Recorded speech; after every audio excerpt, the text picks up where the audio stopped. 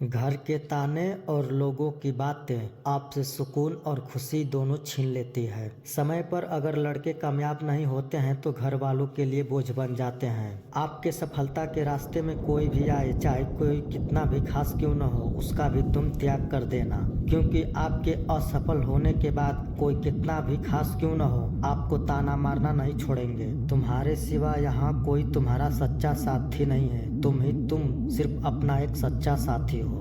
अपने लोगों की तुम बात करते हो, वही जो मुंह पर तो बोलते हैं कि हम आपको सफल होना देखना चाहते हैं, पर अंदर ही अंदर वो कभी नहीं चाहते हैं कि आप सफल व्यक्ति बने। इस दुनिया में तुम्हारे सिवा कोई अपना नहीं है, इस बात को तुम हमेशा याद रखना। क्या आपको एक बात पता है, जब भी हम किसी व्यक्ति से बात करते हैं, उसके बारे में पूछते हैं, तो वो चाहे कितना भी मुसीबत में क्यों न रहे, फिर भी उसका पहला जवाब होता है कि हम ठीक हैं। उसके बाद वो अपने मुसीबतों के बारे में बताता है। इसका मतलब यही होता है कि उसको शुरू से, बचपन से आदत लग चुकी होती है ठीक है कहने की। इसीलिए चाहे कितना भी दिन बुरा आए चाहे अच्छा आए, फिर भी वो ठीक ही होने का जवाब देता है। आप भी सफल होने की आदत डालें और धीरे धीरे अपनी सफल होने की आदतें बनाएं, क्योंकि आपको भी कोई कुछ कहेगा और कुछ बोलेगा तो आपको फर्क नहीं पड़ेगा, क्योंकि आपको आदत बन चुकी होगी, इसीलिए आपको कभी फर्क नहीं पड़ेगा। अपना लक्ष्य कैसे पहचानें और सफल होने की कुछ आदतें कैसे जानें,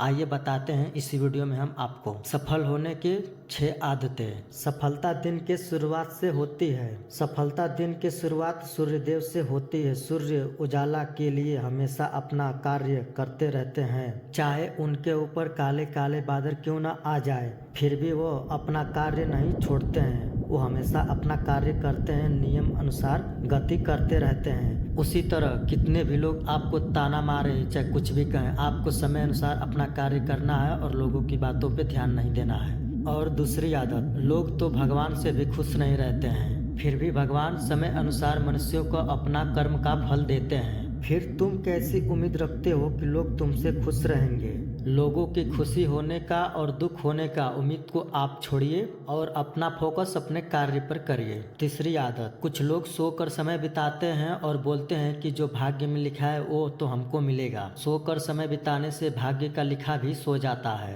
भाग्य को जगाने के लिए नींद, नशा, नारी, उनका त्याग करो और इतना मेहनत करो कि आपका भाग्य में जितना लिखा हो उससे अधिक आपको प्राप्त हो। आदतें नंबर 4, बिना संघर्ष के कुछ हासिल नहीं होता है। अगर आप सफलता की राह पर चल पड़े हैं तो आप उसे कभी बीच में छोड़कर पीछे ना जाएं, क्योंकि आपके पास इतना समय नहीं रहेगा कि आप दूसरा लक्ष्य बनाएं और उस पर चल पड़े। सफल होने के लिए आपके पास समय नहीं रह जाएगा। इसलिए जो आप पहले लक्ष्य निर्धारित कर चुके हैं उस पर जी जान से मेहनत करिए। आपकी संघर्ष आपको सफलता जरूर दिलाएगी। आदतें नंबर 5, जिंदगी एक बार मिली है, आप राजा की तरह जीना चाहते हैं या भिखारी की तरह, यह आप पर निर्भर करता है कि आप किस तरह का जीवन जीना चाहते हैं। सफलता की 6ठी आदत, तुम्हारे लक्ष्य के सिवा तुम्हारा यहाँ कोई अपना नहीं है, इसीलिए अपना लक्ष्य को अपना बनाने के लिए उसके पीछे दिन रात लगे रहो। कैसे हम पहचान करें अपने लक्ष्य के बारे में? आपको अपना लक्ष्य जानने के लिए अपने बीते हुए कल के बारे में सोचना होगा।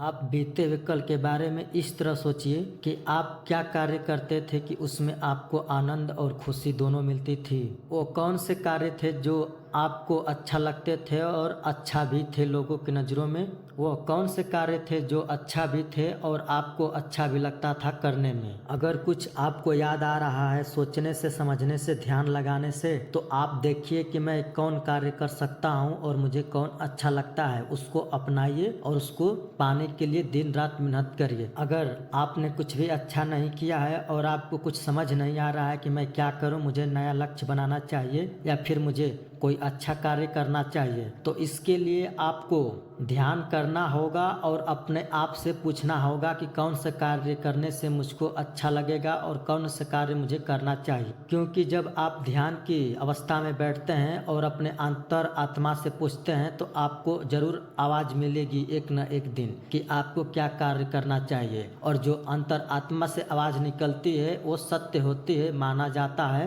कि इसमें ईश्वर का वास होता है। इस अंतर आत्मा के बताए गए राह पर चलने से आपको प्राप्त लाभ ही होगा।